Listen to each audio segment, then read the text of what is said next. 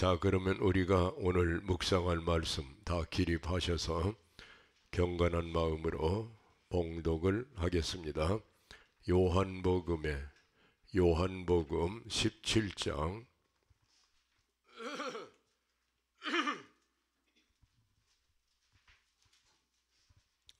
14절부터 16절까지 한음성으로 봉독합시다. 내가 아버지의 말씀을 그들에게 주어 싸우매 세상이 그들을 미워하여 싸우니 이는 내가 세상에 속하지 아니함과 같이 그들도 세상에 속하지 아니함으로 인함이니이다. 내가 비옵는 것은 그들을 세상에서 데려가시기를 원함이 아니요 다만 악에 빠지지 않게 보존하시기를 위함이니이다. 내가 세상에 속하지 아니함같이 그들도 세상에 속하지 아니하여 싸움나이다. 아멘. 자, 그 다음에는 고린도전서에 갑니다. 고린도전서 15장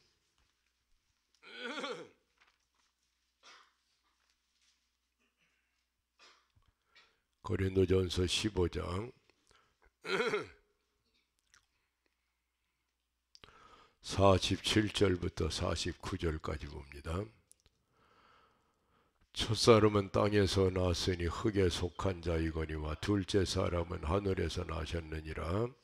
모를 흙에 속한 자들은 저 흙에 속한 자가 같고 모를 하늘에 속한 자들은 저 하늘에 속한 이와 같으니 우리가 흙에 속한 자의 형상을 입은 것 같이 또한 하늘에 속한 이의 형상을 입으리라. 아멘. 자, 우리 또 한 군데 봅니다. 예배소서 2장 6절입니다.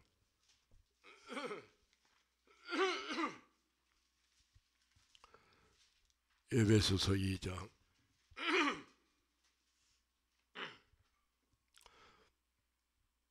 5절과 6절 봅니다. 허물로 죽은 우리를 그리스도와 함께 살리셨고 너희는 은혜로 구원을 받은 것이라. 또 함께 일으키사 그리스도 예수 안에서 함께 하늘에 앉히시니. 아멘. 그 바로 앞에 1장으로 갑니다. 1장 17절부터 23절까지. 자, 한음성으로 시작.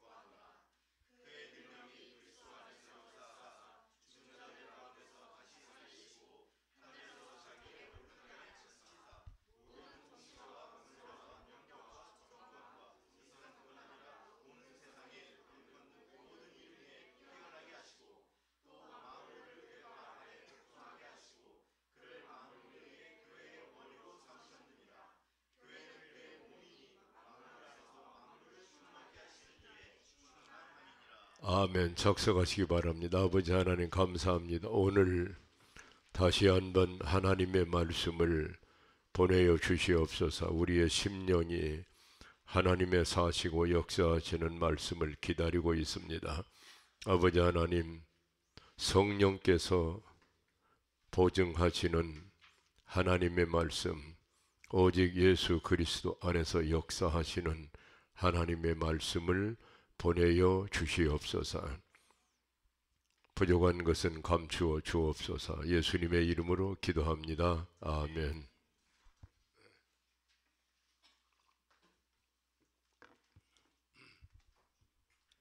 예수 형상화를 위한 성령의 훈련 12번째 말씀을 우리가 묵상을 합니다. 오늘은 독수리 형상 훈련 첫 번째 말씀. 하늘에서 거닐며 논의는 사람, 그런 뜻입니다. 하늘에서 거닐며 논의는 사람.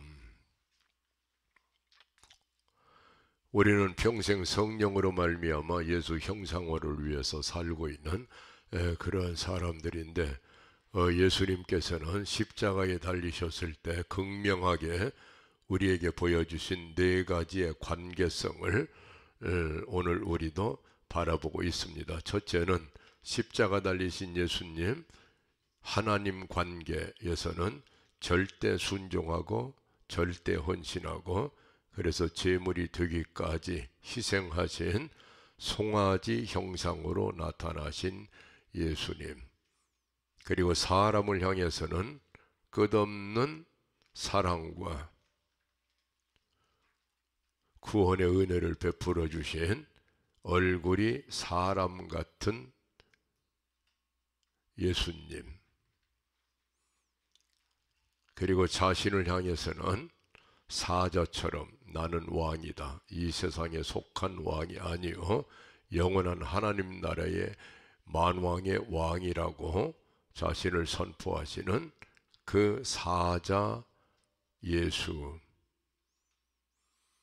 자, 그리고 오늘 이제 우리가 지금 이렇게 말씀의 흐름 가운데 깊이 빠져들어갈 대목은 뭐냐면, 독수리 형상의 예수님, 세상과 사탄을 어떻게 상관하셨는가. 세상 관계, 사탄 관계에서는 날아가는 독수리 같이 그렇게 사셨던 그 예수님처럼 우리도 꼭 그렇게 살아야 된다. 우리도 이 땅을 지나갈 때에 바로 이 땅에서 걸어가셨던 예수님처럼 그렇게 살아야 된다. 그것이 독수리 형상에서 우리가 배울 그러한 오늘 하나님의 말씀입니다. 하늘에서 거닐며 논의는 사람, 땅에 속한 사람이 아니요 하늘에 속한 사람, 이렇게 이 땅에 와서 한바탕 자기 삶을 펼치고 가려는 그러한 사람이 아니었고, 이 땅을 스쳐 지나가는 저 언덕의 바람결 같았던 사람들, 구약에는 선지자와 같은 그런 사람들, 이 땅에 뿌리를 내리고 거기에서 지상의 왕국을 건설하기를 원했던 지상 유토피아에 빠졌던 그런 인생들이 아니고, 이 세상을 끌어올려서 하나님 앞으로 가져가기를 원했던 그러한 선지자 같은 사람들, 이 세상을 스쳐 지나간 사람들을 우리는 많이 보게 됩니다. 그 가운데 요한 아모스 코메니우스라고 하는 특별한 인물을 우리는 교회사 2000년을 관통하면서 만나게 됩니다. 요한 아모스 코메니우스, 1592년에 세상에 와서 1670년에 세상을 떠났어요. 78년 동안 세상에 머물다 갔는데 그의 삶의 족적은 오늘까지도 선명하게 남아 있습니다. 그는 어떤 사람이냐면 체코슬로바키아에서 보헤미안 형제단 안에서 태어난 사람이었어요. 그리고 모라비안 운동의 마지막 주교였던 사람입니다. 자, 이 사람은 체코슬로바키아에서 태어난 그러한 보헤미안 가운데 한 사람이었는데, 그럼에도 불구하고 그는 전 세계 인류의 가슴을 울렸던 거대한 사상을 내놓고 간 사람이에요. 그는 철학자였고 신학자였고 특별히 교육학자였고, 그리고 그는 놀라운 책을 많이 남겼는데, 그 가운데 우리가 정말 읽어볼 만한 책은 뭐냐면 세상의 미로 마음의 천국이라는 책입니다. 세상의 미로, 이 세상은 끝도 한도 없는 미로와 같다. 그런데 우리는 세상에 속한 자로 살지 않고 우리는 마음의 천국에서 살아야 된다. 슬픔은 슬픔에게, 위로는 위로에게 라는 책도 썼어요. 그러면서 그 당시에 하나님의 사람들을 위로하고 힘을 주고 그리고 하나님 앞으로 끌어갔던 그러한 위대한 하나님의 사람 요한 아모스 코메니우스라는 인물입니다. 자, 이 사람은 언제 살았느냐면은 1618년부터 1948년까지 유럽 전역을 휩쓸어 버렸던 30년 전쟁 가운데 자기 생애가 놓여 있었어요. 그의 생애의 전성기가 바로 전쟁과 겹쳐버렸어요. 1618년부터 48년까지 30년 동안 구교와 신교가, 캐토릭과 프로테스탄트가 엄청난 전쟁을 벌였고, 그 전쟁은 독일에서 일어났는데 유럽 전체를 삼켜버렸고 800만 명이 죽어갔어요. 종교개혁의 부조리, 종교개혁이 만들어낸 흑역사가 우리 기독교를 새카맣게 덮어버린 것이 바로 그 이전에 일어났던 20년 전에 일어났던 위구르 전쟁, 프랑스에서 거기서도 200에서 400만 명 정도가 사라졌다. 그런데 그 뒤에 바로 일어난 30년 전쟁에서 800만 명이 죽었으니까 유럽 전체가 잿더미에 덮여버렸어요. 킬링 필드가 된 거예요. 예수의 이름으로. 이것이 우리를 지금도 매섭게 찌르고 들어오는 칼날입니다. 예수 똑바로 믿지 않으면 사람을 살리는 역사가 아니고 죽이는 역사가 예수의 이름으로 끝없이 일어나고 있다. 다시 말하면 사탄이 예수님의 이름을 도둑질해서 광명의 천사로 사람들을 죽여나간 그런 세상이니까 유럽 손바닥만한 땅에서 800만 명이 전역에서 죽어가니까 이 세상은 앞을 바라볼 수 없는 미로, 끝없이 땅굴 속에 이렇게 카타콤의 땅굴처럼 그렇게 어두워져 버리고 길 잃어버린 이 세상은 미로에 지나지 않는 이 세상에 속해서 살 수가 없도록 세상 자체가 요동치고 있는데, 그런데 마음의 천국으로 들어가 살아야 된다. 세상은 삶의 자리가 아니다. 삶을 펼치는 레벤스벨트는 너의 마음이다. 누가복음 17장 21절 천국이 어디 있습니까? 네 안에 있다. 내 마음의 천국에서 너는 살아야 된다 하는 주의 말씀을 어느 시기보다도 절감했던 시기가 코메니우스가 살던 시기입니다. 알겠습니까? 세상에 속한 자로 살면 안 되는 것이다. 최근에 또 하나의 코메니우스 같은 인물이 나왔어요. 그게 짐 엘리엇이라는 선교사입니다. 네, 그 사람이 29살 때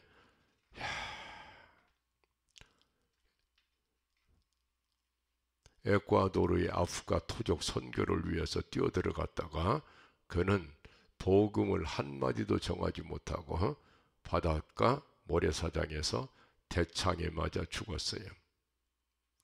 End of Spear, 그 영화를 여러분은 꼭 보시기 바랍니다.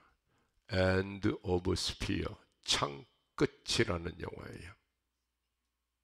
그것은 짐 엘리엇과 그의 동료 5명 선교사들, 그들의 순교와 그 아내들의 참으로 놀라운 헌신에 관한 이야기를 그대로 담아낸 영화가 창끝 때 찔려서 예수님의 심장도 찢어졌는데 똑같이 창끝 때 찔려서 짐 엘리엇은 해변가에서 죽어갔다.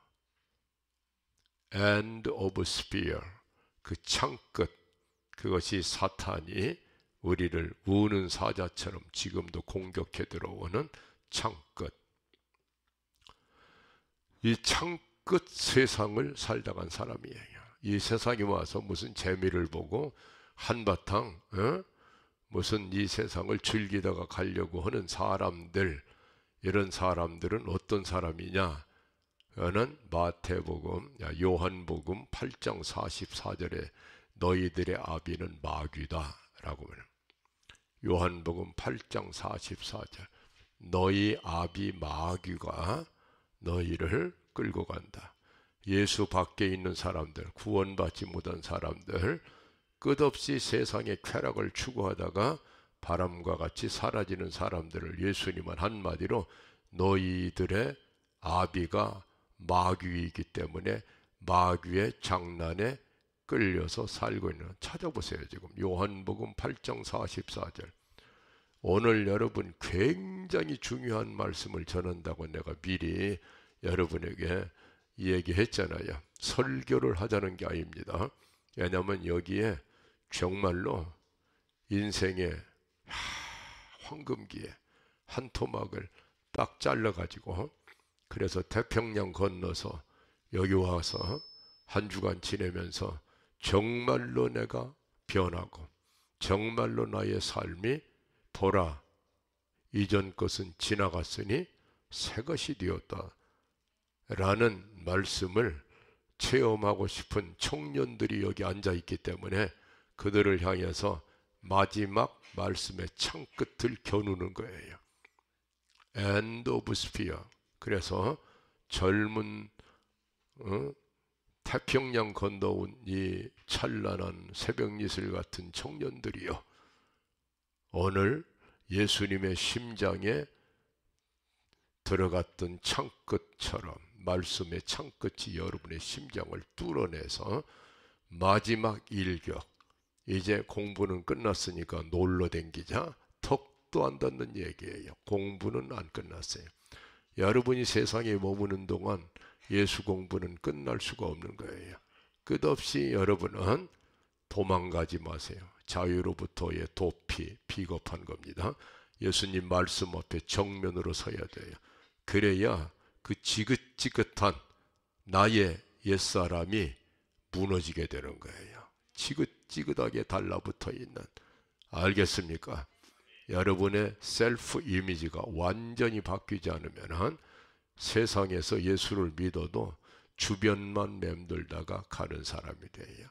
예수 밖에 없다라는 말을 죽을 때까지도 이해하지 못하면서 예수 주변만 맴돌다가 가는 다스만 크리스찬들, 이보다 슬픈 비극은 없습니다. 마지막 오늘 여러분에게 호소하고 설득하고 도전하는 것은 end of spear, 창끝 예수. 알겠습니까? 롱기누스라는 사람이 로마의 병사인데, 롱기누스, 이 사람이 예수님의 심장에 창을 찔러버린 병사였어요. 그 이름이 롱기누스라는 사람이에요. 야, 그런데 창을 찌르는 순간에 눈이 멀어버렸어요. 소경이 되어버린 거예요. 예수님이 운명하시고 온 우주 만물이 3시간 동안 캄캄한 어둠에 잠겼다. 알겠습니까? 하나님께서 예수 심장을 창으로 찔른 롱기누스를 그 순간에 소경 만들어 버렸어요. 그런 사람 또 하나 있잖아요. 예수님께 창끝을 겨누다가 소경된 사람, 사울이라는 청년이지 않습니까? 예, 그런데 다시 그 눈을 열었을 때는 그가 보던 세상이 아니에요. 땅에 속한 자, 세상에 속한 자가 이미 아니었어요. 하늘에 속한 자로 새롭게 태어났어요. 그게 사울이 바울이 된 거예요. 롱기누스가 똑같은 경험을 했어요. 바로 그때 예수님의 옆구리에서 흘러내리는 물과 피, 그 피로 자기의 눈을 발랐어요. 그랬더니 눈이 환하게 열렸는데 창을 찌르던 롱기누스가 이제는 예수의 사람으로 한순간에 바꿔지면서 그는 그의 생애를 초대교회에서 빛나는 순교자의 생애로 자기 생애를 끌고 갔어요. 롱기누스의 전설, 황금전설이 나오는 이야기입니다. 여러분, 우리가 그래요. 예수를 믿는 자가 되지 마시고 예수로 사는 자가 되어야지 돼요. 여러분이 그리고 내가 끝없이 날마다 변해서 예수의 사람이 되지 않고는 헛된 세상 저 언덕에 스쳐가는 한 줄기 바람같이 사라져버리고 맙니다. 수도 없이 많은 사람들이 지금도 사라져가고 있어요. 여러분은 이 세상에 오신 이유는 예수님 만나러 오셨고 예수님으로 살기 위해 오셨고 살아도 주를 위해 죽어도 주를 위해. 아멘. 그렇게 한 세상 살다 가시기 바랍니다. 무엇을 먹을까 무엇을 입을까 염려하지 마라. 직업 가지고 고민하지 마세요. 결혼 가지고 고민하지 마요. 땅에 속한 일들이에요. 하늘에 속한 자로 사시기 바랍니다. 예수가 여러분의 직업이 되고 예수가 여러분의 결혼이 되고 예수가 여러분의 기쁨이 되고 아멘. 예수가 여러분의 삶이 되고 여러분 이번에 그 예수님을 꼭 만나고 그런 뒤에 놀러도 댕기든지 밥도 먹든지 마음대로 하세요. 그런데 그렇지 않으면 결정적으로 예수와의 만남이 없으면 평생 교회에 몸담고 살아도 저 언덕에 부는 한 줄기 바람입니다. 알겠습니까? 아멘. 제멜리엇이 그런 사람이었어요. 그는 29에 어처구니 없이 선교라는 이름으로 순교자가 되고 말았어요. 그의 아내가 뒤쫓아 들어갔어요. 여러분, 그럴 각오가 없으면 시집을 가면 안 된다. 남편이 죽은 대의 명분을 이어받아서 나도 죽겠노라 라는 엘리자베스 엘리엇 같은 여인이 아니면 그 결혼은 얼마나 허망한 결혼이겠습니까? 남편과 운명도 생명도 사명도 함께 하기를 작정한 사람들의 결단이 결혼이라는 거예요. 어중간하게 행복을 추구하고 살라는 사람은 저 언덕에 지나가는 한 줄기 바람에 불과한 거예요. 그래서 들어갔어요. 5년 동안 섬겼어요. 그 추장이 물어봤어요. 당신들은 누구이길래 이렇게 와서 우리를 사랑하고 우리 아프가 토족 식인종들을 품고 있느냐고. 그랬더니 추장에게 5년 만에 드디어 이야기했어요. 5년 전에 당신이 죽인 바로 그 남자들이 우리들의 남편입니다. 여러분, 이 사람들은 세상을 살고자 하는 사람이 아니에요. 예수 믿는 사람들은 세상을 살고자 하는 사람이 아니에요. 예수님 보세요. 바울 보세요. 12사도 보세요. 이 땅에서 진치고 한바탕 살아보자고 한 사람들입니까? 이 땅을 스쳐 지나가면서 이 세상을 건져서 하나님 앞에 드리고자 한 사람들입니까? 알겠습니까? 대답하시기 바랍니다. 아멘. 그래서 살고자 하는 자는 죽는 겁니다. 이 땅에서 한바탕 살고자 하는 사람은 흔적도 없이 사라져요. 죽고자 하는 자는 사는 겁니다. 예수님처럼 그렇게 살고자 하는 사람만 영원히 살게 되는 거예요. 오늘 하늘에서 거닐며 논이는 사람, 이게 막강한 주제를 우리는 설정했습니다. 땅에서 돌아다니는 사람이 아니고 거닐고 논이는 것, 또 하늘에서, 하늘마당에서. 알겠습니까? 그런 사람들이 예수의 사람이라고 말하고 있는 거예요.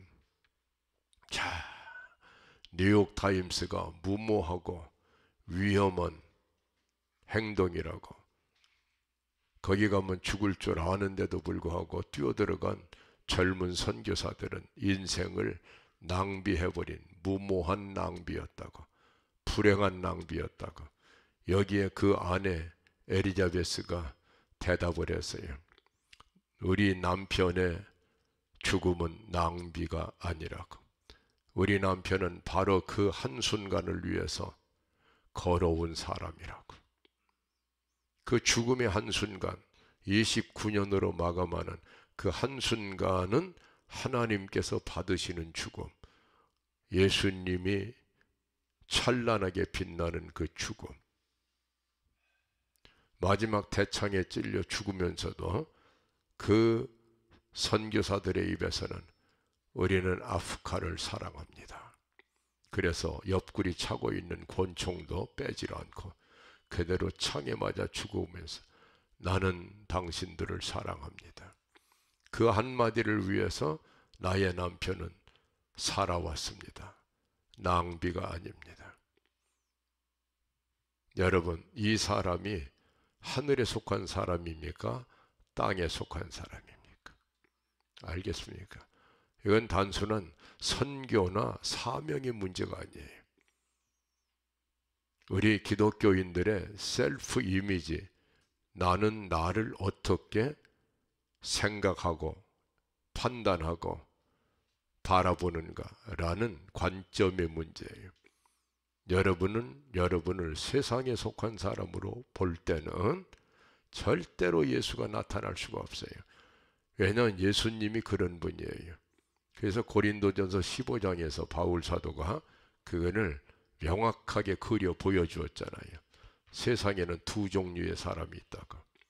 아담의 후손이 있고 예수로 거듭난 사람들이 있는데, 아담의 후손은 흙으로 만들어가지고, 아담은 흙으로 만들어서 흙에 속한 사람, 땅에 속한 사람, 세상에 속한 사람, 세상이 더 좋은 사람, 이런 사람이 있고, 근데 이런 사람들은 어떤 사람이냐?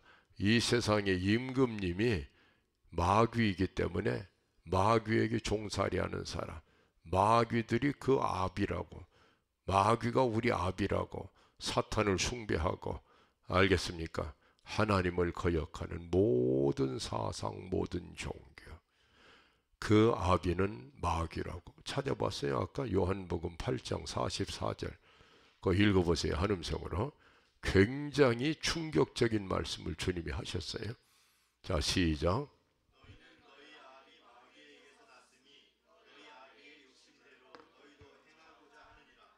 안 믿는 모든 사람들, 그들이 만들어낸 모든 사상과 철학과 종교와, 알겠습니까? 모든 지상의 유토피아들은 전부가 왜 만들어졌는가? 너희의 아비 마귀에게서 너희가 태어났기 때문에. 자, 우리는 왜 하늘에 속한 자로 살아야 되는가? 땅에 속한 자는 절대로 안 되는가? 우리의 몸은 땅에 있지만 우리의 마음은 하늘로 올려드려야 된다. 그래서 우리의 마음이 천국이 된다. 하나님 나라가 우리 마음에 임해야지 된다. 우리의 몸은 흙으로 만들었어요. 그러니까 땅에 속한 자예요. 땅에서 먹을 것 찾아야 돼요. 굶어 죽으라는 얘기가 아니에요. 그런데 그 몸은 그 안에 들어있는 정신에 의해서 끌려다니고 있는 거예요. 마음에 의해서 몸이 움직이는 거예요. 몸이 마음을 끌고 다니는 게 아니고, 마음이 정신이 육체를 끌고 다니는 것처럼 여러분의 마음은 성령이 임해서 거기서 천국을 이루고, 그래서 마음은 하늘이 되어버린 거예요. 그 하늘에 의해서 땅이 끌려다니고, 여러분 마음에서 역사하는 그 위대한 믿음에 의해서 여러분의 행동과 언어가 결정이 되고, 여러분 하늘에 속한 자로 사는 거예요. 하나님을 바라보는 자. 알겠습니까? 네, 그런데 그 하늘 관계가 확실하지 않은 사람은 끝없이 육체적 쾌락과 육체적 욕망과 이 세상과 마귀가 결탁이 된 나의 욕심이라고 하는 건 이게 세상, 사탄, 육신의 정욕 하나로 묶어져서 땅의 사람으로 살 수밖에 없도록 그렇게 만들어내고 있는 거예요. 자, 여기에 선지자적인 번갯불처럼 나타나는 인물들, 요한, 아모스, 코메니우스 같은, 이게 바울 사도, 12사도의 뒤를 이어서 이 세상을 예수님처럼 건너가자. 이 세상을 예수님은 어떻게 가셨는가? 바울 사도의 말씀처럼 아담은 흙에서 나왔는데 예수님은 하늘에서 오신 분이다. 땅에 속한 자와 하늘에 속한 자가 첫째 아담과 둘째 아담으로 갈라지고 있다. 너희는 하늘에 속한 자 예수의 형상을 입어야 된다 라고 하는 말씀이 고린도 전서 15장 47절로 49절 말씀. 지금 여러분에게 아주 중요한 창끝을 겨누는 건 절대로 여러분의 생각이 땅에서 돌아다니는 그러한 인생이 아니라고 하는 것을, 여러분은 이미 하늘에 속한 자라고 하는 것을 알겠습니까? 여러분들은 의심 없이 믿어야 된다는 거예요. 하늘에 속한 자다. 그래서 바울 사도는 에베소 2장 6절, 5절, 6절에 십자가에서 우리는 예수와 함께 죽었다. 믿습니까? 부활해서 우리는 예수님과 함께 일어나셨다. 믿습니까? 승천해서 우리는 이 세상으로부터 하늘나라로 예수 안에서 예수와 함께 올라갔다. 믿습니까? 그리고 하나님의 보호자 우편에 계신 예수님 안에서 지금 내가 살고 있는 것이다 라고 믿습니까? 이 하늘은 물리적 공간을 이야기하는 게 아니고 영적 차원이 다르다는 거예요. 여러분의 하늘은 바로 예수, 여러분의 하늘은 바로 아버지 하나님.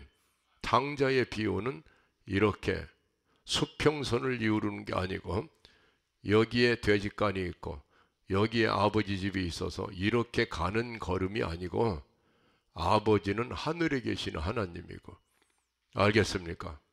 본래의 나, 본래성의 나라는 존재는 저 하늘 보좌 우편에 계신 예수님 안에 있는 바로 그 아들이 바로 나라는 본래성의 존재고, 이 땅에 머무는 여러분들은 비본래성의 존재들이고, 알겠습니까? 그래서 탕자가 아버지 집을 찾아가는 길은 오르막길이라는 거예요. 이렇게 올라가야 된다는 거예요. 하늘로 올라가야 된다는 거예요. 동에서 서로 가는 것이 아니고, 알겠습니까? 기독교 2000년에 사탄이 가로막고 있는 이 무서운 관계는 뭐냐면 죄직관과 아버지 집이 땅 위에 있다고 속이고 있는 거예요. 그리고 그 아버지의 집이 교회라고 속이고 있는 거예요. 그래서 안 믿는 사람이 교회에 와서 세례받고 집사 되면은 된 줄로 하는 거예요. 교회는 주님의 몸이에요. 그리스도의 몸은 땅에 있는 것이 아니고 하늘에 승천하신 예수님의 몸이기 때문에, 알겠습니까? 예수님은 교회는 그리스도의 몸인 동시에 머리라고 말하는 거. 머리. 저 위에 있는 몸 중에 여러분은 지체들이고 그 몸의 머리는 예수님이다. 머리가 어디가 있어요? 안드로포스. 하늘을 바라보는 맨 꼭대기에 있는 거. 아멘.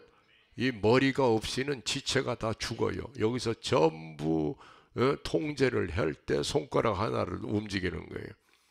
사실 몸은 땅에 있지만 여러분의 믿음은, 여러분의 영혼은, 여러분의 마음은 하늘에 속한 자, 아버지 집. 아멘도 않는 거 봐. 아직도 못 알아들여 무슨 얘기인지. 착각하지 말라 이 말이에요. 여러분의 마음을 땅에다 두는 사람은 절대로 예수가 누군지를 몰라요. 그래서 우리 지난번에 강의할 때 맨 먼저 내놓은 얘기가 창백한 푸른 점이라는 관점으로 지구를 보고 자신을 보라고 얘기한 거예요. 관점이 나로부터 보면은 땅에 속한 자예요. 예수님도 지상의 논리를 해석을 해버려요. 알겠습니까? 아멘. 나는 누구냐? 하늘에 속한 자다. 그래서 여러분들은 유로집이일 수밖에 없어요. 코메니우스도 유로집이, 지멜리오도 유로집이. 왜 그러냐면 유로집이는 5가지 특징이 있다고 그랬잖아요. 공부한 거 지금 복습하는 거예요. 하나는 유로집이는 어린아이 같은 사람들이었다. 두 번째 유로집이는 바보 같은 사람들이었다. 세 번째 유로집이는 광인 같은 사람들이었다. 미친 사람처럼 보여졌다. 네 번째 유로집에는 행인, 지나가는 나그네처럼 보여졌다. 알겠죠? 그런데 바로 이러한 인간 실격자 같은 이 모습 속에 유로집에는 성자처럼 보여졌다. 하늘에만 관심이 있고 땅에는 관심이 없는 바로 그런 유형의 인간, 내 맨 앞장에 예수님이 서 계세요. 예수님, 세상에서 볼 때는 행인 같고 광인 같고 어린아이 같고 바보 같고, 그런데 바보 성자는 바로 이렇게 나타나는 거예요. 이 한마디로 이 사람의 유형이 뭐냐면 이 세상에는 바보가 되어 보이는데 하늘에 올라가면은 그가 바로 성자가 되는 이런 사람. 세상에서는 천치처럼 백치처럼 보이는데 그는 하나님의 말씀에 대해서는 환하게 열려있는 사람. 세상에서는 지나가는 나그네처럼 보이는데 그런데 하늘에 가면은 나그네가 아니고 영원한 천국 시민으로 아버지 하나님을 부르면서 살아가는 사람. 알겠습니까? 이런 사람, 그게 바로 나이며 여러분이고 앞으로 오고 오는 예수의 사람들, 하늘에 속한 사람이라. 아까 요한복음 17장 봤잖아요. 14절 뭐라고 했습니까? 나를 따르는 예수를 따르는 사람들은 이 세상에서 하나님 말씀을 받은 사람, 그것 때문에 세상에서 핍박을 받는 사람인데 바로 이것은 내가 세상에 속하지 않은 것처럼 저들도 세상에 속하지 않았기 때문입니다. 다시 펼쳐보세요. 그 말씀을 여러분 마음에 새겨야 돼. 요한복음 17장은 요한복음 14, 15, 16, 17 마가의 다락방 강화의 마지막 결론이거든요.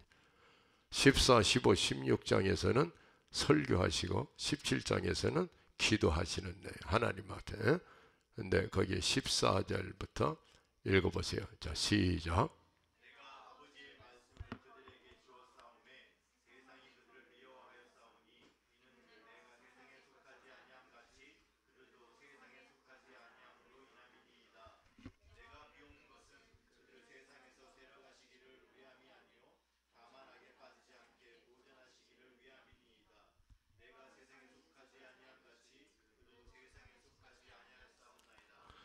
다락방 광화의 그 장엄하고 길고 긴 주님의 유언 마지막 설교 요한복음 14, 15, 16장 그리고 중보의 기도 17장 전체는 무엇이냐면은 세상에 속하지 않았다는 거예요. 세상에 속하지 않아. 예수님이 세상에 속하지 않은 것처럼 저들도 세상에 속하지 않은 사람이라고 하는 것을 그곳을 가르쳐주고 싶다는 거예요. 그렇다고 내가 기도하는 것은 이 세상에 속하지 않았으니까 다 하늘나라로 지금 데려가라고, 이 세상의 삶은 의미가 없으니까 다 세상 떠나도록 해달 이런 내용이 아닙니다. 이 세상에 머물러 있으되 몸은 세상에 속하지만 마음은 하늘나라에 속한 사람으로 살게 해달라고. 그래야 악에 빠지지 않고 사탄의 올무에 걸리지 않는다고. 이렇게 아주 그냥 하나님 아버지 앞에 자세히 설명까지 하시면서, 이 세상 사람들 여기서 오래오래 사는 거 좋습니다. 그러나 이 세상에 살되 하늘에 사는 사람처럼 살게 해주세요. 하늘에 사는 사람. 주 앞에는 하루가 천년 같다. 하늘에 속한 사람에게는 시간성, 공간성, 인과성으로부터 탈피해버려요. 탈시간화, 탈공간화, 탈인과화. 이게 뭐냐면은 이 세상에서는 80년 살았다, 100년 살았다 그러잖아요. 그 사람 하늘에 올라가면은 그 시간이 없어져 버려요. 하루를 산 것처럼 살았어요. 주님 앞에서 하루를 천년같이, 천년을 하루같이, 탈시간화, 이것이 세상에 속하지 않고 예수 안에 들어가서 사는 사람들의 놀라운 축복인 거예요. 그런 사람들에게는 랑게베일레, 이 삶의 밑바닥에 거밀처럼 쫙 깔려있는 권태의 문제가 해결이 되는 거예요. 예수님 앞에서는 언제나 타우마제인, 딱 하루를 사는 것처럼 평생을 사니까. 알겠습니까? 땅에 속한 사람은 점점 갈수록 나는 늙어지네, 세월을 막을 지팡이도 없네, 뭐 이런 한숨이 나오지만 하늘에 속한 사람은 세월이 없어요. 시간도 없어요. 공간도 없어요. 무슨 소리인지 알겠습니까? 이래야 이렇다고 하는, 젊은 사람은 늙어져야 된다는 그러한 인과응보성도 없어요. 그것을 바울이 우리에게 체험하고 가르쳐 준 거예요. 예수 안에 사는 사람은, 알겠습니까? 몸은 날마다 후패해 가지만, 땅에 속한 육체는 날마다 늙어가지만, 속사람은 날마다 새롭게 돼서 점점 젊어진다고. 내가 이번에 한 주간 지나면서 한 가지 깨달은 게 있어요. 땅에 속한 나이로 보면 여러분보다 나는 엄청나게 많은 나이를 가졌는데, 하늘에 속한 나이로 보니까 내가 가장 젊다는 것을 깨달았어요. 그리고 이 낡은 정신들을 새롭게 만들기 위해서 그냥, 왜 그렇게 먹는 걸 좋아하냐, 먹는 걸 끝없이 먹어야만 되냐. 그것은 예수님이 사람이 떡으로만 사는 것이 아니고 하나님 말씀으로 산다고. 하나님 말씀을 전하는데 계속 그냥 먹으면서 떡으로 사는 거예요. 떡으로. 그리고 옆에 사람하고 웃고 히히덕거리고. 야, 이게 땅에 속한 그 모습이 나오면은 나는 이게 위기를 만났구나. 이 사탄이 지금 여기서 틈을 이렇게 가지고서는 또 지적을 안 할 수가 없고, 지적을 하면은 또 우리, 야, 누가 선생님은 지적을 하지 말라고 시험 든다고. 그러니까 이 누가 선생님 때문에 지적하지도 못하고. 야, 이렇게 한 주간 지냈는데 여러분 보세요. 지금 이 순간에도 정신이 청년들보다 내가 더 젊어요. 그래서 이 늙은이들이 젊어지라고 이야기하고 있는 거예요. 알겠습니까? 무슨 얘기인지. 지칠 줄 모르는 이 믿음. 사자는 눈을 뜨고 잠을 잔다. 불굴의 정신 흐르고 있는 거예요. 그런 사람이 마지막 죽을 때는 가장 젊어져서 죽어요. 어린애 같지 않으면 천국을 갈 수가 없다 라는 말씀을 했잖아요. 천국은 다 늙어서 가는 거예요. 늙어. 아니, 어린아이 때 죽어야 천국 간다 그런 말이 아니고, 어린아이와 같지 않으면 천국에 못 간다. 천국은 늙어서 가는 거 아닙니까? 한바탕 살고. 그런데 세상을 거꾸로 살아야 된다는 거예요. 점점점 늙어지는 삶이 아니고 점점점 젊어지고 어려지고.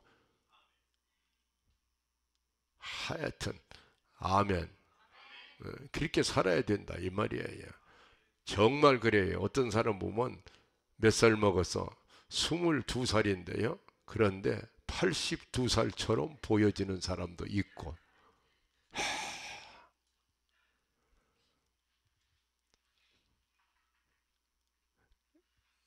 육체의 연령보다 더 무서운 건 정신의 영역이에요. 정신의 나이가 따로 있어요. 정신의 나이보다 더 무서운 건 영혼의 나이예요.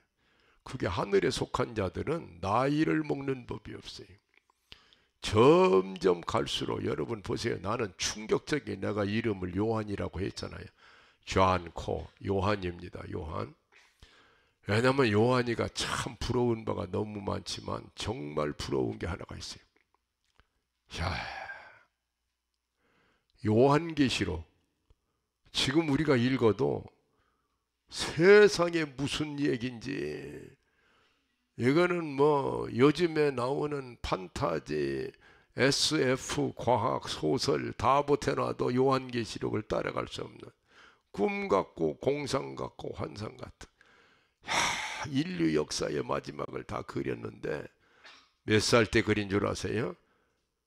96세 때 그린 거예요. 96세 먹은 사람이 100살까지 산 요한이 96살 될 때에 붓을 들어서 계시록을 쓴 거예요. 그러니까 나도 아직도 어린애에 불과하고 96살 될 때까지 붓을 들지 않으리라. 이렇게 하면 또 안 되지만은 어쨌든 얼마나 영적으로 하늘에 속한 사, 알겠습니까? 이 사람들이 마지막 순간까지 싱싱하게 모세가 하나님의 지팡이를 붙들고 우뚝 대지 위에 선 것은 80세예요. 알겠습니까? 그리고 120이 될 때까지 단 하루도 낭비하지 않고 모세 5경을 다 기록하라고 했어요. 그 바쁜 사람이 호메니우스 24살에 목사 안수받았어요. 이게 개신교 목사입니다. 이게 캐토릭이 아니고. 아까 요한 호메니우스, 그는 42년 동안을 쫓겨다녔어요.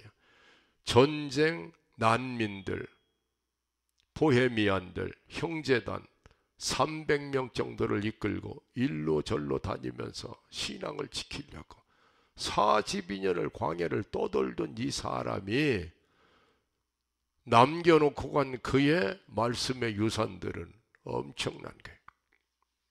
언제 그렇게 떠돌면서 신학, 철학, 심지어 자연학 계보까지 썼어요. 물리학, 알겠습니까? 교육학. 그것이 하나님의 사람의 모습이에요. 모세 보세요. 200만 명을 끌고 광야를 지나가. 새벽부터 저녁까지. 예? 그것도 순종하는 사람만 있는 게 아니에요. 불순종해서 다 바람에 다 묻혀서 죽어가는 사람들이 한 명도 여호수아 갈렙 빼놓고는 살아남은 사람, 이런 패역한 백성들을 이끌고 40년을 간다. 이게 견뎌낼 얘기냐고. 그래요 안 그래요? 얼마나 정신이 없었겠어. 거기다가 그냥 목숨 걸고 모세를 도전했던 고라당 250명. 하나님께서 그냥 진노하셔서 땅이 그냥 갈라지도록 거기다 그냥 그대로 집어넣어서 지옥불에 태워버렸어요. 이런 사람들이 뒤에서 막 쫓아오는 거예요. 고라당. 이건 우리 고씨가 아니에요. 고씨가 두 종류예요. 고넬료 파가 있고 고라당 파가 있고. 우리 고씨가 희성이라서 세상에 알려진 동기는 고재봉이가 6명 죽였다니 그래서 알려졌는데, 그 고재봉이하고는 같은 종씨가 아니에요. 그거는 고려당파, 나는 고넬료파. 나는 설교 들으면서도 조는 고넬료파. 참을 사랑하는 자. 야, 그런 가운데서도 모세 오경을 쓰는 창세기, 출애굽기, 레위기, 그것도 그냥 쓰는 열왕기, 상하 뭐 이런 것들이 아니에요. 천지 창조가 어떻게 만들어졌는가? 창세기. 이게 모세야. 하늘에 속한 자, 하늘에서 거닐며 논이는 그 자유의 사람, 세상으로부터 발목 잡히지 않은 사람. 알겠습니까? 한눈에 내려다보란 얘기를 난 그렇게 강조하잖아요. 하늘에 뜬 자가 아니면 한눈에 내려다볼 수가 없게 돼 있어요. 땅에서 헤매는 사람은 플라톤 들어가면은 거기서 맥혀버려요. 칸트 들어가면 거기서 맥혀버려요. 빠져나온 길이 어딘지를 몰라요. 하늘에 속한 자, 독수리처럼 올라가서 높이 나르는 새가 멀리 본다. 만고의 진리. 그 사람은 칸트가 요만하게 보여요. 칸트 옆에 피테가 보이고, 피테 옆에 쉘링이 보이고, 쉘링 옆에 헤겔이 보이고, 헤겔 옆에 쇼펜하우어 보이고, 쇼펜하우어 옆에 켈케고르 보이고, 전부 무너뜨려 나가는, 한눈에 봐야지 돼. 알겠습니까? 여러분이 사는 출생부터 사망까지 한눈에 볼 수 있어야지 돼. 나는 지금까지 이렇게 살았는데 이렇게 가다가 이렇게 끝날 것이다. 그런 사람만 하나님의 얼굴 앞에 자기를 딱 세울 수 있는 거예요. 여러분의 스테이터스를 2층으로 3층으로. 알겠습니까? 바울 사도가 고린도후서 12장에서 셋째 하늘에 올라갔다. 셋째 하늘에 올라가고 보니까 이 세상 전체가 배설물이라고, 이 번역이든 원래 성경 원전을 보면 배설물이 아니에요. 딱 한자로 번역이 되면 딱 맞는 단어가 나와 있어요. 한자. 그걸 이 인격자가 어떻게 얘기를 합니까? 여러분이 깨달으시기 바랍니다. 이 세상 전체가 딱 한자. 이렇게 해봐. 이 세상 전체가 딱 뭐 세자도 아니라니까. 바울이 볼 때는 이 세상 전체가 무엇이라고? 딱 한자. 그 어떻게 그걸 우리가 인격자들인데 말을 낼 수 있냐고. 바울 같은 믿음의 거목이 돼야 그냥 딱 한자로 때려버리는데, 그러니까 여러분 나중에 예배 끝나고 저 바깥에 나가서 한자를 향해서 세상에 던져봐. 세상아, 너는 딱 한자다. 아직도 못 알아들은 사람들은 참 야만인 같은 사람들, 전혀 이성이 작동을 안 하게. 야, 나는 정말 감사했어요. 이게 뭐냐면, 난 세상에 어릴 때는 이게 이런 싸가지 없는 세상이 어디가 있냐. 아니, 세상에 오긴 왔는데 오자마자 내가 머물 만한 세상이 아닌 거예요. 아니, 일본 놈들이 와가지고, 일등에 놈이 들어가야지 돼. 남의 나라 와서 게다짝으로 다 밟아버리는 그런 놈이 세상에 사람이냐고. 그래 내가 세상에 왔는데 일본 놈의 게다짝 소리가 삼천리반들을 다 덮었더라니까. 내가 가만히 있을 사람이 내가 누구야? 독립운동을 시작했는데 왕왕 울었다. 4개월 딱 울으니까 해방이 딱 되어버리더라고. 1945년 4월 15일에 났는데 8월 15일에 독립운동이 된 거는 나의 울음소리를 하나님이 들으시고, 하여튼 저렇게. 그때부터 이 세상이 못마땅했어요. 아니, 당하는 것마다 이 세상이 내가 살 땅이 아니야. 엄마도 아프셔서 친정 가시고, 우리 아빠는 또 그림을 그냥 어디로 다니시고, 나는 큰어머니 밑에서 얻어먹고 살고, 이 세상은 나는 처음부터 이방인이었어. 나를 환영해 주는 것이 하나도 없다가 국민학교 3학년 때 9살 내 청춘을 짓밟고 간 그 이신숙 선생님, 처음으로 이 세상은 살만한 세상이구나. 20살짜리 선생님이 하나 오더니 내 손목을 끌고 뒷동산 국민학교 갈대밭 공동묘지로 들어가서 갈대를 눕히고, 그 얘기 못 들었지 도연이? 아이고, 한 주간 가지고 턱도 안다. 그런 얘기 나오려면 3주는 가야지. 그때부터 나는 한 가지 알았어요. 야, 이 세상은 도망가야 될 세상이다. 이 세상에 머무르면 나는 숨도 못 쉬겠다. 어디로 가느냐? 이야기 속으로 도망가야 되겠다. 그래서 작품이라는 것이 무언가. 그래서 이야기 속 한국문학 얘기, 사랑방 손님과 어머니, 야, 발가락이 닮았다. 여러분 읽어봤어요? 그런 책도 읽어봤냐고. 여러분 조선 사람이 맞아요? 아니, 한국인으로 나가지고 한국 문학의 바탕을 이루는 김동인이, 염상섭이,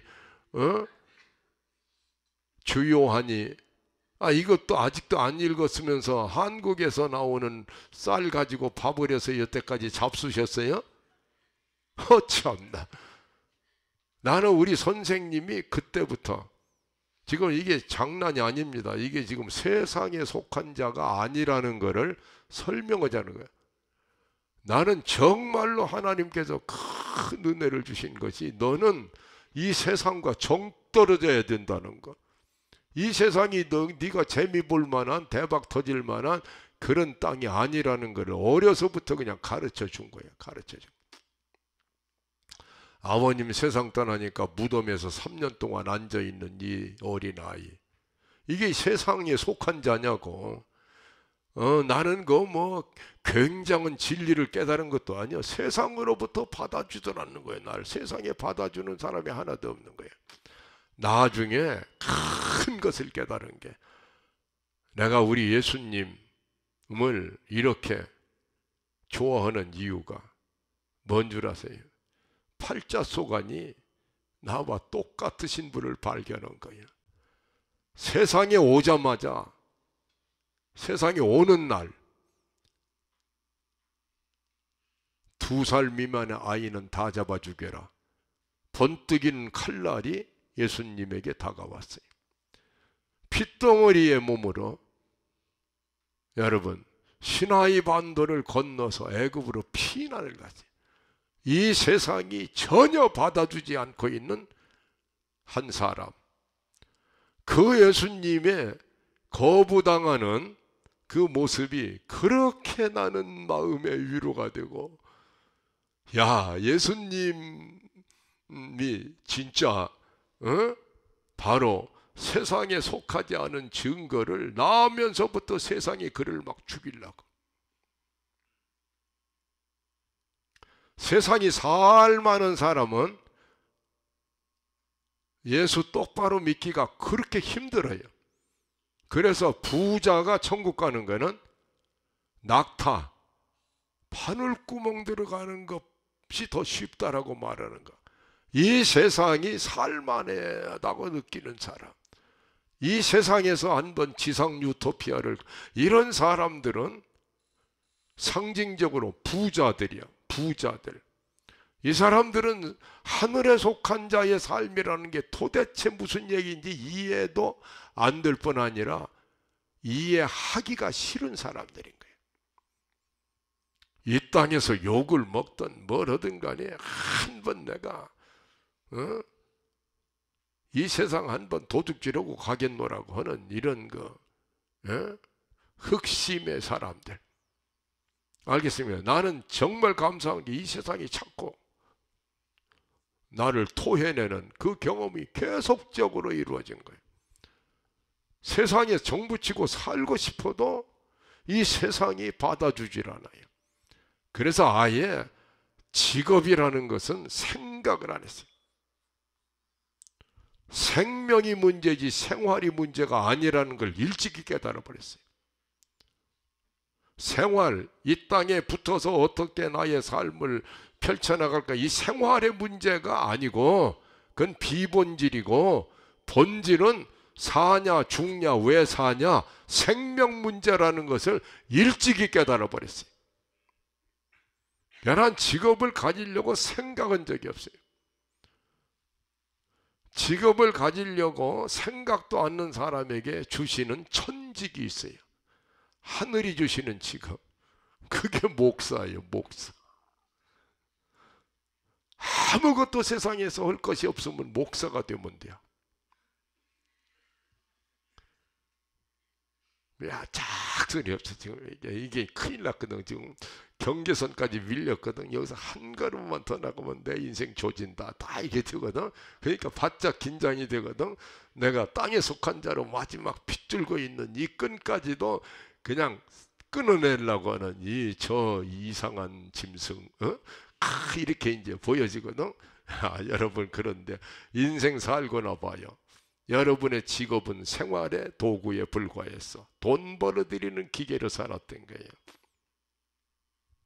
그 가운데 예수 하나님의 영광이 여러분의 삶을 끌고 가지 않았다면 세상에서의 모든 권력과 명예와 재물은 오히려 독약이 되고 있는 거예요.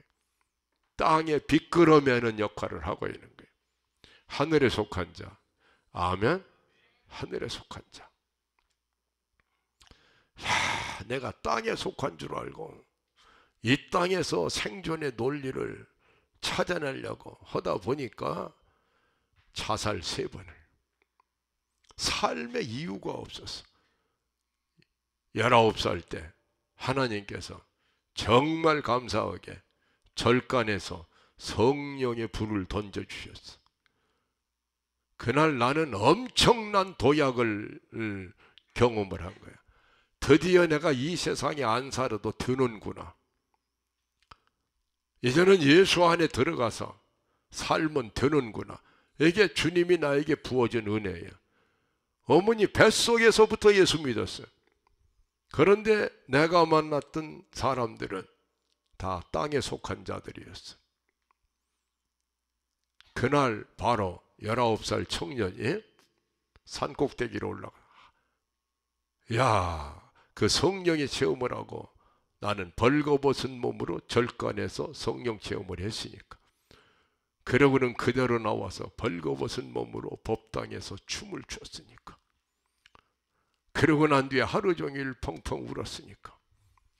그러고 난 뒤에 하늘로 올라갔어. 산날맹이로 올라갔어. 거기서 시 한 수를 썼으니까. 그 시가 엉뚱하게도 장자였으니까. 제목이 장자. 한번 따라 해볼래? 푸른 그늘 아래 솔뿌리 베고. 이게 설교의 이제 결론으로 올라가는 굉장히 여러분 따라오세요. 장자로에 빠지느냐 걱정하지 마세요. 장자로 빠지지 않기 때문에 이 하늘로 올라가는 경계선을 뛰어넘들 못하는 거예요. 기독교적 사유에서 벗어나서 우주적 사유를 하세요. 알겠습니까? 예수님은 기독교의 하나님이 아니고 우주의 하나님이에요. 아멘. 자, 따라해봐요. 푸른 그늘 아래 솔뿌리 베고 노송의 숨소리 귀여겨 듣노라면 빈 마음에 고여오는 좌망의 맑은 고요, 빈 마음에 밝아오는 눈부신 허실생백, 오 장자, 대통의 웃음소리여, 천리 밖에 구름 무너지는 소리여. 이거 설명하자면은 길지만 한마디로 딱 여러분이 알아듣는 건 하늘에서 거닐고 노니는 사람의 음성이 들려오는구나.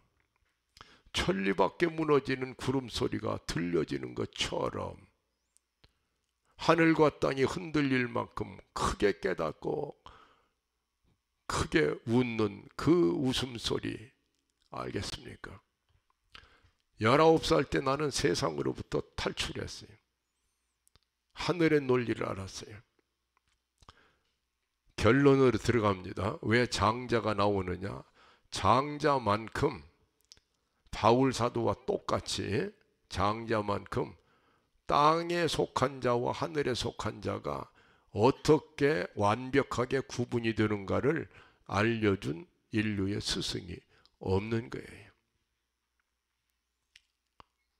자, 날 보세요. 북명유어 북쪽 바다에 물고기 한 마리 있었다. 금영위곤, 그의 이름은 곤이었다. 곤지대, 곤은 얼마나 큰가? 부지기 기천리야. 아무도 알 수 없을 만큼 몇 천리나 되는 큰 물고기였다. 따라왔죠.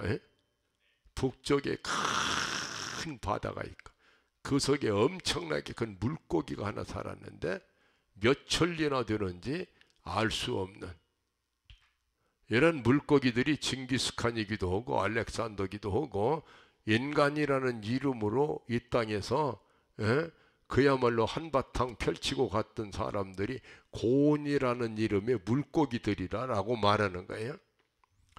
그러나 이 사람들에게는 자유가 없어요. 물속에 잠겨서 살아야 돼요. 바다를 뛰어넘을 수가 없어요. 비늘을 끝없이 흔들면서 다니는 물고기들은 거슬러 올라갈 힘도 없어요. 알겠습니까? 묶여진 삶 속에서 허우적거리다가 사라지는 거예요. 크든 적든 물고기는 물고기에 불과한 거예요. 요 이야기를 하자는 거예요. 화이위조, 물고기가 변해서 새가 되지 않으면 안 된다. 새는 하늘에 속한 자, 물고기는 땅에 속한 자. 알겠죠? 화이위조, 물고기가 변해서 새가 되라. 그 명, 그 이름은 위붕, 붕이라고 하자. 붕지대, 붕은 얼마나 큰가? 그 붕지대는 부지기 기천리야. 날개를 쫙 펼쳤는데 날개가 몇 천리나 되는지 아는 사람이 아무도 없다. 야, 노이비, 노라는 것은 한 번 격동하는 막 진노하는 역사가 일어나서 날아가 버렸다. 물고기가 수천 년을 물속에서만 살았거든요. 처음에는 물이 좋았거든요. 그래도 물 안에서 자유자재하면서 즐거움을 누렸는데 어느 날 보니까 자유가 없다는 것을 깨달은 거예요. 결국 일로 가고 일로 가봤자 거기서 거기를 수천 년 돌아다니는 거예요. 그러니까 자기 자신에게 한 번 용투름을 쳐서 물 밖으로 나올 생각을 한번 해보거라. 이런 자각이 생겨서 그냥 막 그냥 수천리 되는 물고기가 알겠습니까? 한 번 몸을 뒤틀어서 물 밖으로 확 터져 나왔는데 그러면 죽음이 기다리는 거예요. 물고기가 물 밖으로 나오면 죽음이에요. 그러나 죽음도 뛰어넘는 비약, 신앙의 도약입니다. 예, 이 세상에 붙어서 살아야만 명줄이 붙어 있는 줄 알았는데 이게 자유가 없는 거예요. 끝없이 우리를 얽어매고 있는 르상티망, 조르게, 앙스트, 끝도 한도 없는 마음의 지옥이 계속적으로 만들어지는 자유가 없다는 거예요. 문제는 예수님이 오신 이유는 자유 때문에 오신 거예요. 자유. 진리가 너희를 자유케 할 것이다. 죄와 사망의 법에서 너희를 성령이, 생명의 성령이 해방을 시킬 것이다. 자유가 없다는 거예요.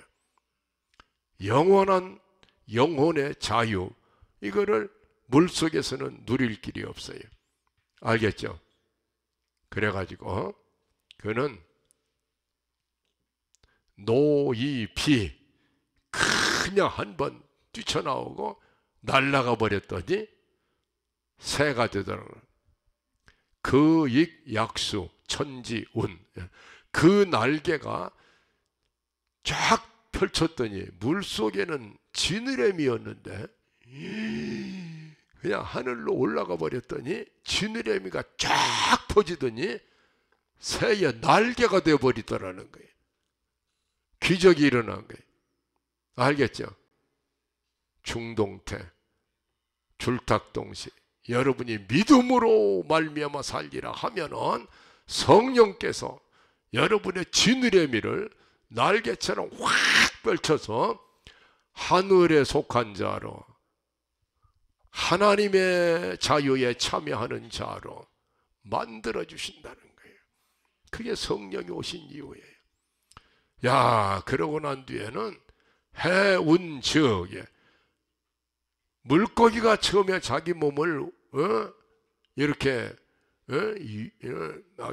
용트름을 쳤는데 인텐션은 자기에게서 나왔는데, 그러더니 그냥 이 바닷물이 막 출렁거리고 파도가 일어나고 온 바다가 미친 바다처럼 되어버렸어요. 물고기가 조용히 다닐 때는 바다도 잠잠했는데 이 물고기 하나가 수천리 되는 물고기가 그냥 죽기를 각오하고 환골탈태 그냥 막 그러니까 바다가 요동을 쳐버려가지고 해운즉 바다가 움직이고, 그러는 바람에 바다가 그를 토해내버렸다라는 거예요. 물고기가 날아 올라간 게 아니고 물고기는 바닷속에서 용솟음을 쳤을 뿐인데 바다가 파도가 일어나면서 바다의 힘이 해운즉 그를 바다 바깥으로 그냥 토해내버렸다는, 이게 여러분 안에 들어오신 성령의 역사입니다. 여러분이 믿음으로 날마다 나는 세상에 속한 자가 아니라고, 나는 하나님을 아버지라고 부르는 자라고, 세상 사람들은 아비가 마귀인데 나의 아버지는 하나님이라고, 아멘. 이렇게 여러분이 믿음의 고백, 믿음의 행동을 하면 하나님께서 성령이 역사하셔서 여러분들을 하늘에 속한 자, 자유한 자, 세상에서 지금까지 경험하지도 못했던, 알겠습니까? 이 놀라운 예수의 기쁨 안에서 여러분을 사로잡아서, 야, 장사어 남명, 이렇게 되면은 장이란 말, 장차, 이사 간다 이 말이야. 장차 그는 어디로 가냐면 북명, 북쪽 바다에서 남명, 남쪽 바다로 그냥 구말리장천을 이 부흥이라는 새가 확 날아가는데, 마지막에 남명자, 그 남명이 무엇이냐? 천지운, 하늘나라의 연못이라고. 이 세상에는 엄청난 바다인데 하나님 나라에 가니까 연못에 불과 연못. 이게 여러분들을 두고 하는 얘기예요. 알아들었으면 천재고 못 알아들었으면 또 와야 돼. 또. 아직도 못 알아듣는 사람들이 있다면 그것은 성령을 근심케 하지 말라. 여러분은 부흥으로 태어난 자들이에요. 그게 거듭났다는 거예요. 고온이 아니고 부흥이라 이 말이에요. 다 같이 부흥, 부흥, 붕붕붕붕 떠댕기는 부흥이라 이 말이에요. 알겠습니까? 세상을 그렇게 살아가야지 돼요. 이제 여러분은 큰 담력을 가지고, 내가 이제 주일 설교니까 여기서 딱 끝날 수밖에 없는데 사실은 여기까지가 서론이거든. 여기서 나비의 꿈으로 가야 그 소요유란 말은 건일며 논일며, 예수 안에 있는 사람은 자유함을 얻었기 때문에 삶이 날마다 산책하는 것처럼, 놀면서 거는 것처럼 그렇게 하늘 기쁨으로 살아가는 사람이에요.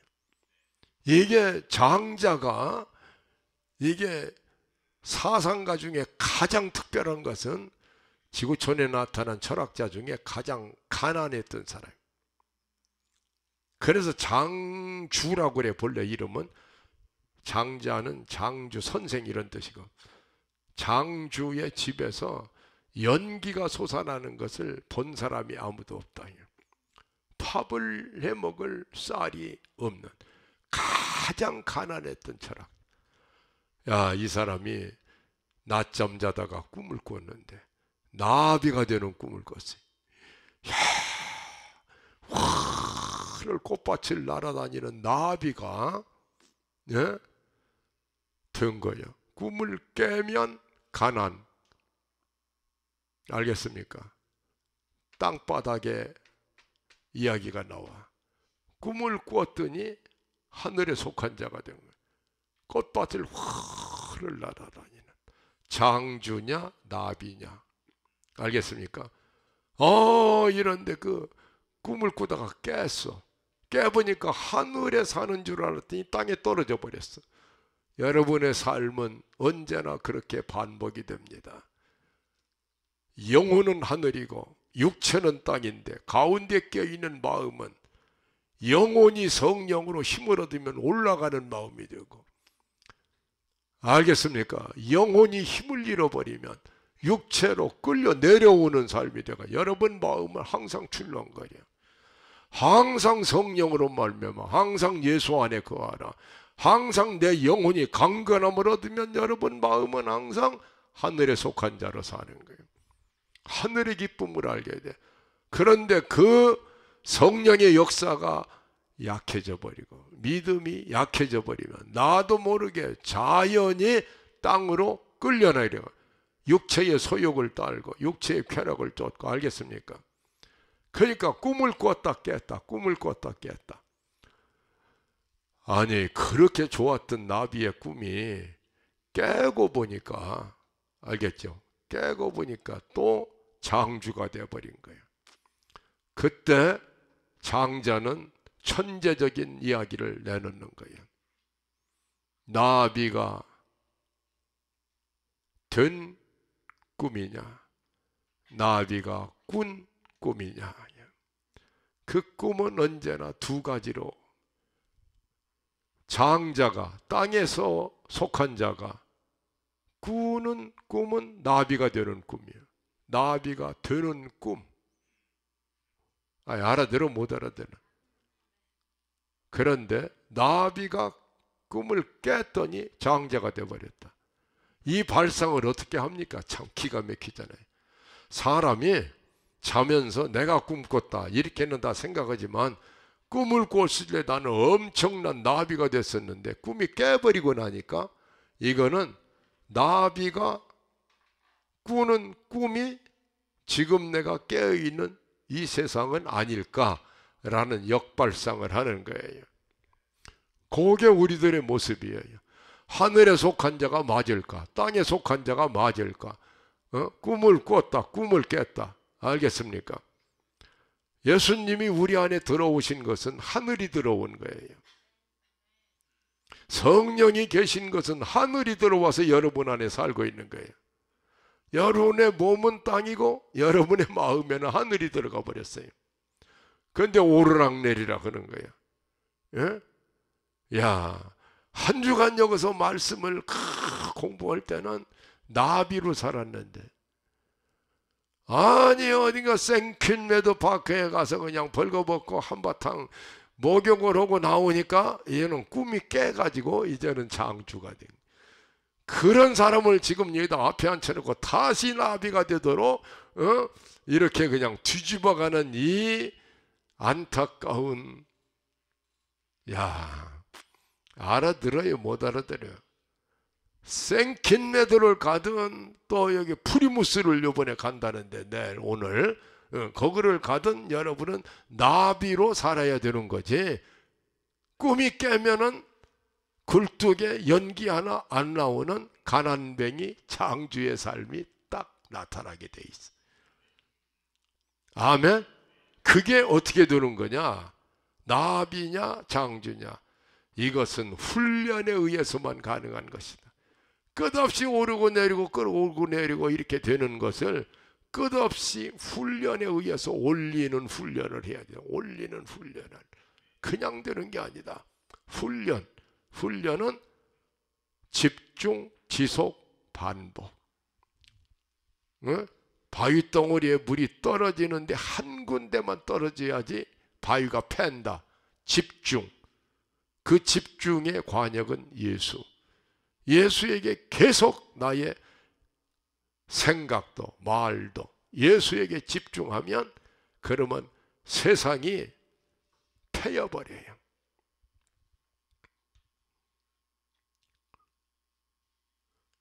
다 같이 집중, 지속, 반복. 이 훈련이 있어야만 항상 하늘에 사는 사람이 될 수 있는 거다 라고 하는 이야기를 한 내용이 포정해우라고 하는 소잡는 백정의 이야기가 세 번째 딱 나오는 거예요. 장자사상에다가 딱 우리 신앙생활을 담으면 어쩌면 그렇게 딱딱 떨어지도록 하늘에 속한 자, 땅에 속한 자, 하늘의 삶을 사는 것은 훈련에 의해서만 가능한데 나비의 꿈 왔다 갔다 하는 것이다. 항상 위에 살기 위해서는 19년 동안 수천 마리 소를 잡았는데 문해왕이여 이 칼을 보세요. 숫돌에서 금방 나온 칼처럼 예리하지 않습니까?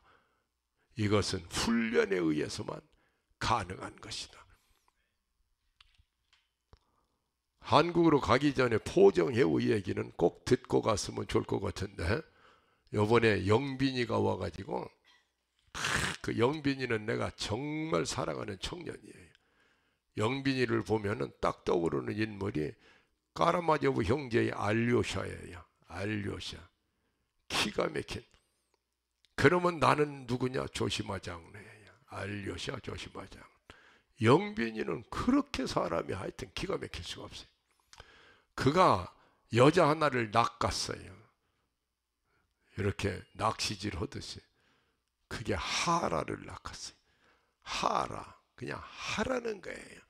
그런데 제대로 낚았어요. 보니까 딱 맞아 떨어져요. 신혼여행은 일로 오거라. 내가 딱 이렇게. 영빈이가 가면서 지난번에 왔을 때는 세상에는 웃을 일밖에 없다. 이거 하나를 가슴에 품고 갔는데 이번에는 내가 와서 큰 것을 또 품었습니다. 뭘 품었냐? 포정해우 소잡는 백정의 이야기가 내 가슴에 들어왔습니다. 그리고 갔으니까 여러분 포정해우 이야기는 오늘 안 해요. 여기서 지금 설교 끝나요. 끝나지만은 하여튼 간에 한국 떠나기 전에 밥 먹을 때든지 화장실 갈 때만 빼놓고 옆에 달라붙어서 끝없이 질문해서 여러분을 하늘로 다 올려놔야지 돼. 하늘로. 알아들었어요? 하늘로 올려놔서 하늘의 사람으로 부흥으로 풍족만리 믿음의 날개를 펴고 대자유를 누리면서 하나님의 영광을 위해서 사는 여러분 되시기를 주의 이름으로 축원합니다. 아멘. 가슴에 손 얹고 기도합시다. 아버지 하나님, 하늘에 속한 자로 살게 해 주시옵소서.